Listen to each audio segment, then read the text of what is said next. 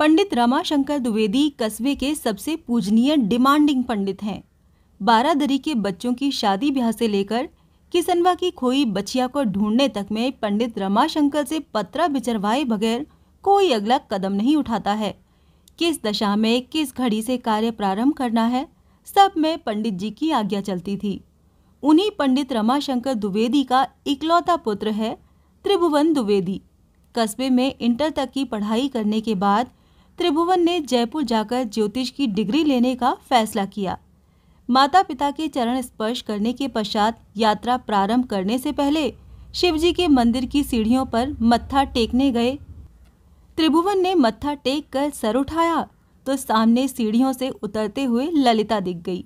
हाथ में पूजा की थाली, सफेद अनारकली सूट, सर पर चुन्नी, गौर वर्ण माथे पर, गौरा जी के मंदिर का सुर्ख लाल टीका।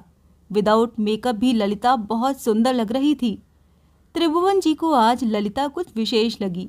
वो उन्हें अपलक देख ही रहे थे कि तब तक ललिता ने पास आकर हेलो बोल दिया। Hello hello Lalita. त्रिभुवन ने भी तुरंत मुस्कुराते हुए जवाब दिया। कहीं जा रहे हो?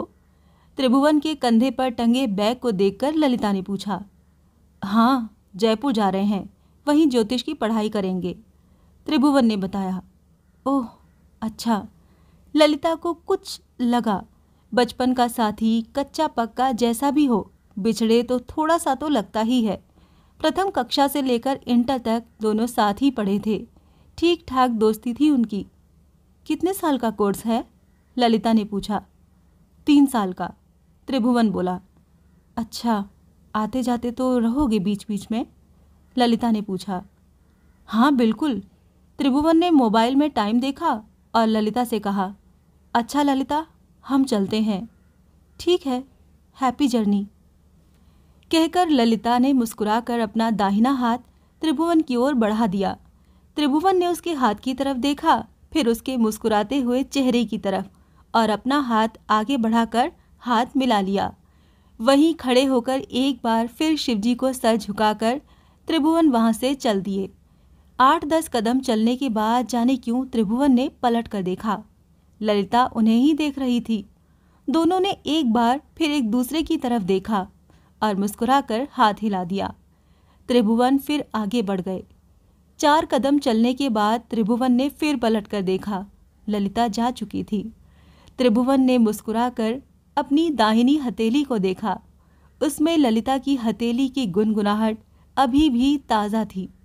त्रिभुवन समझ नहीं पाए, लेकिन ललिता की हथेली की उस गुनगुनाहट ने त्रिभुवन के दिल के दरवाजे पर दस्तक दे दी थी। शायद ये उम्र ही ऐसी होती है। कॉलेज पहुंचकर त्रिभुवन ग्रहों और नगों की दुनिया में रच बस गए। कभी कभार उनको लगता कि वो ललिता को मिस कर रहे हैं। एक दिन उनका मन नहीं माना तो उन्होंने ललिता को फ़ोन कर दिया। सामान्य बातचीत हुई, लेकिन त्रिभुवन को बहुत अच्छा लगा। अब अक्सर दोनों एक दूसरे को फ़ोन कर लेते थे। ललिता बीबीए कर रही थी, साथ ही कस्बे के कंप्यूटर ट्रेनिंग सेंटर को भी ज्वाइन कर लिया था। बाकी शौक ऑनलाइन पूरे कर लेती थी। त्रिभुवन का ज्योतिष कोर्स पूरा हो गया तो वो अपने कस्बे लौट आए। वहीं बढ़िया ऑफिस खोल लिया। वो जटाधारी ज्योतिष नहीं, बल्कि एजुकेटेड वेल ड्रेस्ड ज्योतिष थे। ज्ञान तो खैर हो ही गया था। माता पिता भी खुश कि बच्चा शहर की चकाचौंध में न फंसकर अपने गृह नगर में जम गया। साल भर में ही त्रिभुवन की प्रसिद्धि फैलने लगी। किसको कौन सा नग सूट करेगा, कौन सा ग्रह खराब है, कौन से देवता की शांति करानी है, किस मंत्र का जाप करना है, सब बहुत अच्छे से समझाते थे। त्रिभुवन के रिश्ते भी आने लगे थे। माता पिता भी त्रिभुवन को घर बसा लेने को कहने लगे। त्रिभुवन ने सब आगा पीछा सोचकर ललिता को अपनी अर्धांगिनी बनाने का निर्णय ले लिया था। इसी चक्कर में ललिता के पिता पंडित जोगेश्वर मिश्रा को लुभाने की कोशिश में लग गए थे। पंडित जोगेश्वर मिश्रा की बच्चों के रेडीमेड कपड़ों की गुमटी है। जब भी मौका मिलता त्रिभुवन अपनी स्कूटी से पंडित जोगेश्वर को उनकी दुकान के अलावा जहां तहां ड्रॉप करने लगे थे। इसी बहाने वो अपने भावी ससुर के दिल में अपनी एक जगह बनाने की कोशिश करने लगे, ताकि ललिता से शादी करने की इच्छा प्रकट कर सकें। हालांकि कस्बे में अभी तक लोकल मैरिज या प्रेम विवाह नहीं हुए थे। फिर कोई न कोई तो शुरुआत करेगा, तो मैं ही क्यों नहीं। ऐसा सोचकर त्रिभुवन अपनी कार्य सिद्धि में लगे थे। इसके लिए उन्होंने वांछित नग भी धारण कर लिया था। एक दिन पंडित जोगेश्वर को दुकान के लिए पिकअप करने आए त्रिभुवन ने देखा कि उनके मकान में रंग रोगन हो रहा है। स्कूटी पर पीछे बैठे हुए पंडित जी से त्रिभुवन ने पूछ ही लिया, क्या बात है चाचा, दिवाली के बगैर पुताई करा रहे हो? हाँ बेटा, बिटिया की शादी है, पंडित जोगेश्वर मिश्रा ने जवाब दिया। क्या, बिटिया की शादी? त्रिभुवन को अपना दिल टूटने की आवाज़ साफ सुनाई दी। आज त्रिभुवन ऑफिस नहीं गए, वापस घर आ गए। कुछ समझ में नहीं आ रहा था कि क्या करें। संकोच छोड़कर पहले ही ललिता से शादी की बात कह दी होती तो आज यूं दुनिया न लुटती। बड़े अनमने से रहने लगे थे त्रिभुवन। माँ ने बेटे को मुरझाया मुख देखकर पूछा, क्या तबीयत सही नहीं लग रही? पिताजी ने भी पूछा, क्या बात है बेटा, कोई समस्या है? अब त्रिभुवन पिताजी को कैसे बताते कि महबूबा की शादी हो रही है, इसीलिए हमारी दुनिया लुट चुकी है। क्या करना है जी के जब दिल ही टूट गया। लेकिन पिताजी के सामने तो ऐसे बोला नहीं जा सकता था, तो उन्होंने कह दिया, कुछ खास नहीं पिताजी, बस बदलते मौसम का असर है।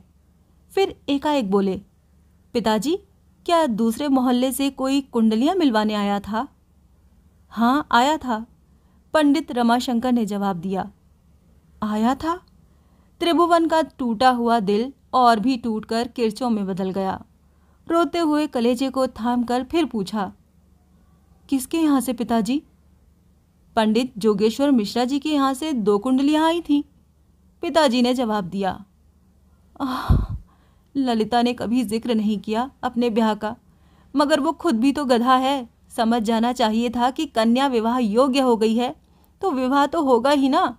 अब कुछ न बचा पूछने के लिए। अब पूछें तो क्या पूछें, किससे पूछें? ललिता के मान सम्मान का भी पूरा ध्यान रखना है। त्रिभुवन छटपटाए से ललिता के घर के आसपास नजर रखे थे कि ललिता दिख जाए तो एक बार उससे सामने बैठकर बात कर लें। कई कोशिशों के बाद भी ललिता तो ना दिखी, लेकिन एक 6 साल का बच्चा ललिता के घर से निकलता दिखा। त्रिभुवन ने उसे इशारे से अपने पास बुलाया और धीरे से पूछा, नए कपड़े बनवा लिए तुमने शादी में पहनने के लिए? मुंह में लॉलीपॉप दबाए बच्चे ने इतना सा जवाब दिया। बहुत बढ़िया। अच्छा, किसकी शादी है? त्रिभुवन पूरी तरह कंफर्म कर लेना चाह रहे थे। ददिता दीदी ती थादी है। आगे के नीचे के 3 टूटे दांत वाले मुंह से बच्चे ने तुतलाते हुए जवाब दिया। ददिता दीदी ती थादी? त्रिभुवन ने मुंह सिकोड़ते हुए वाक्य को दोहराया। त्रिभुवन द्वारा अपने शब्दों को दोहराता देख बच्चा चिढ़कर भाग गया। ओह, त्रिभुवन को समझ आ गया, ललिता दीदी की शादी बच्चा बताकर गया है। अब तो कोई उम्मीद न बची। ललिता तो मिलने से पहले ही बिछड़ गई। उन्हें अपनी उंगली में चमकती 16 रत्ती सोने में जड़ी पुखराज की अंगूठी और अपनी ज्योतिष विद्या पर शक होने लगा। त्रिभुवन की हालत अब देवदास प्रेमी वाली नहीं, बल्कि गुस्सैल आशिक वाली हो गई थी और सारा गुस्सा निकलता था पंडित जोगेश्वर मिश्रा पर। जब भी वो कहते, बेटा ज़रा स्कूटी से फला जगह छोड़ दो, तो त्रिभुवन भुन्ना कर जवाब देने लगा, चचा और भी काम है मेरे पास, आपको इधर उधर छोड़ने के अलावा। पैदल जाइए, है ही कितनी दूर। और तो और जोगेश्वर जी के चिढ़ाने के लिए फालतू में ही उनके आगे पीछे स्कूटी से फराटा भरते हुए निकल जाते। उन्हें कहीं छोड़ना तो दूर, उनकी तरफ देखते तक नहीं थे। एक दिन त्रिभुवन को लगा कि उनके हार्ट अटैक ही पड़ जाएगा जब उन्होंने पंडित जोगेश्वर के चबूतरे पर टेंट लगा देखा, जिसके नीचे बैठा होरीलाल हलवाई बालूशाही और नमक पारे बना रहा था। उसे देखकर उन्हें लगा कि मानो नमक पारे का सारा नमक उनके टूटे दिल के जख्मों पर रगड़ दिया गया है। हलवाई की भट्टी की तरह त्रिभुवन का दिल जल रहा था। वो अपनी स्कूटी पर बैठे होरीलाल हलवाई को घूरे जा रहे थे कि तभी ललिता के पिता पंडित जोगेश्वर मिश्रा ने पीछे से आकर त्रिभुवन जी का कंधा थपथपा दिया और बोले, बेटा जरा टेंट हाउस तक छोड़ दो, 2 कनातें और लानी है, हवा सीधे भट्टी में लग रही है। गले तक गम से पके हुए त्रिभुवन जोगेश्वर मिश्रा की आवाज सुनकर गुस्से से फूट पड़े। क्यों चाचा, आपको स्कूटी से यहाँ वहाँ छोड़ने के सिवाय हमारे पास और कोई काम नहीं है क्या?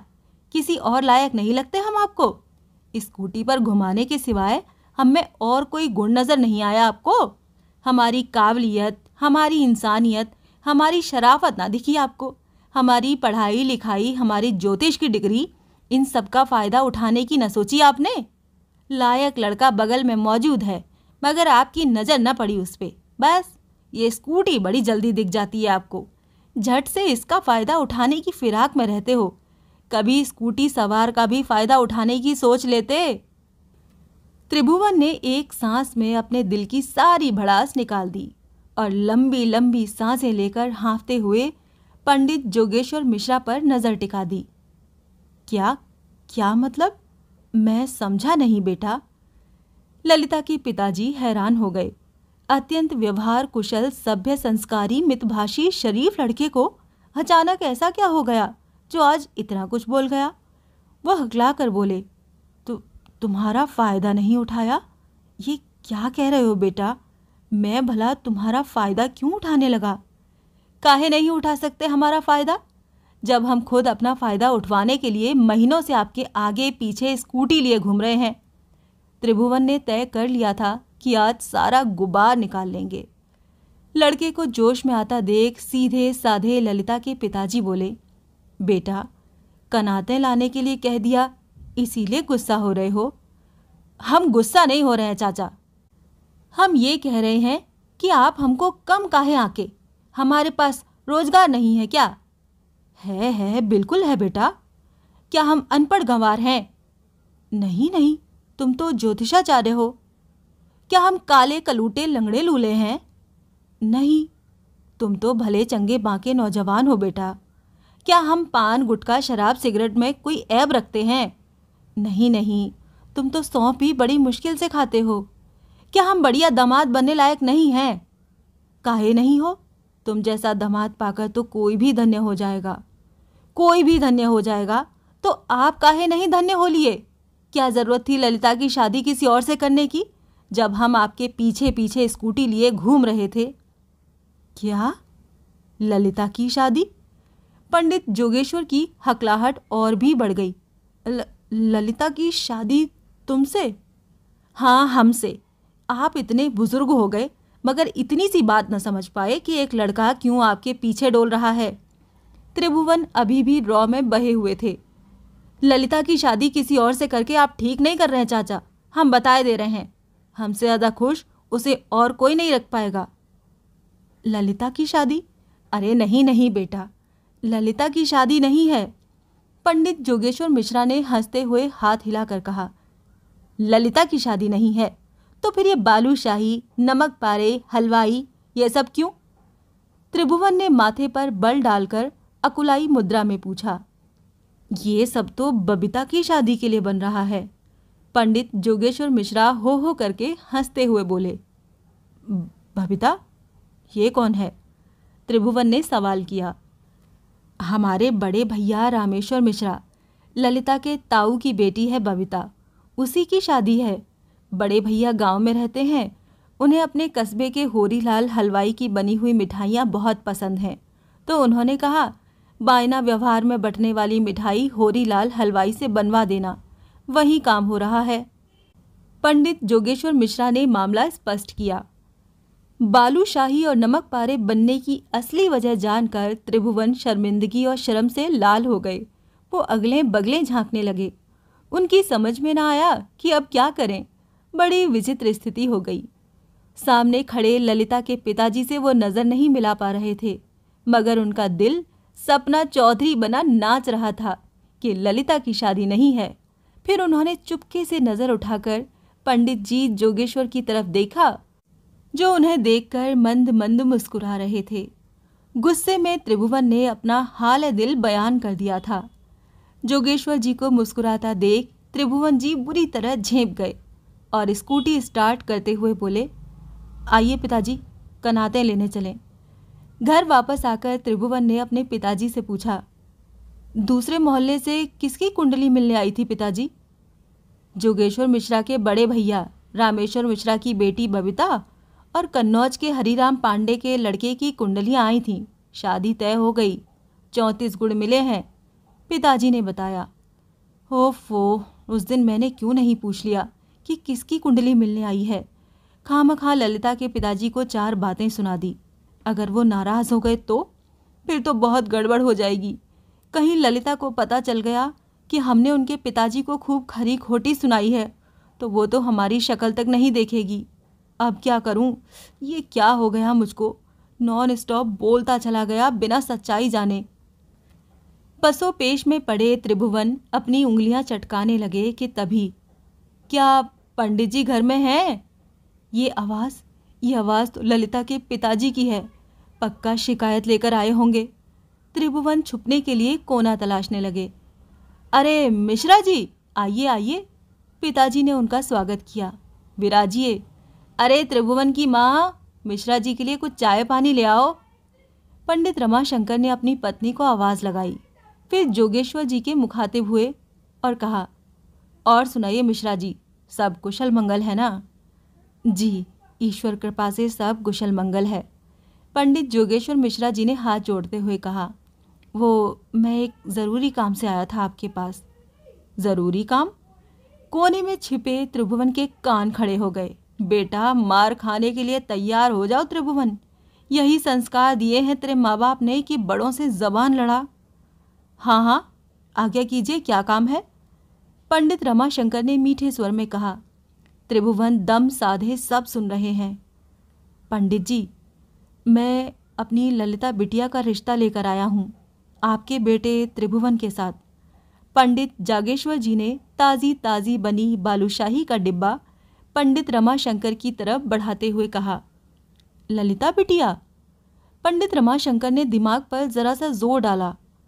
हाँ हाँ, बहुत सुंदर सुशीला बिटिया है, लेकिन उससे भी पूछ लिया है आपने? जी, ललिता मेरी इकलौती संतान है। वो खुद भी यही चाहती है कि उसकी शादी कस्बे में ही हो। उसके ब्याह के बाद हम बूढ़े माँ बाप घर में अकेले रह जाएंगे। अब कस्बे में ही उसकी शादी हो जाएगी तो इससे बढ़िया बात उसके लिए और क्या होगी? पंडित जोगेश्वर जी ने बताया। तो फिर ठीक है, मैं ज़रा त्रिभुवन की माँ से भी मशवरा कर लेता हूँ, फिर आपको बताता हूँ, पंडित रमाशंकर ने कहा। अजी, मैं राज़ी हूँ, मैंने ललिता को देखा है, मुझे भी वो बहुत पसंद है। अंदर से मिठाई और चाय नाश्ता लाती हुई त्रिभुवन की माँ ने कहा। दोनों परिवार एक दूसरे को जानते ही हैं, हमारी तरफ से रिश्ता पक्का। कुछ देर बैठने के बाद पंडित जोगेश्वर जी जाने के लिए उठ खड़े हुए तो कोने में छुपकर सारी बातें सुन रहे त्रिभुवन ने सामने आकर तीनों बड़ों के चरण स्पर्श किए और खुशी से लड़खड़ाती जबान में पंडित जोगेश्वर जी से बोले, आइए पिताजी, आपको मैं अपनी स्कूटी से घर छोड़ देता हूँ।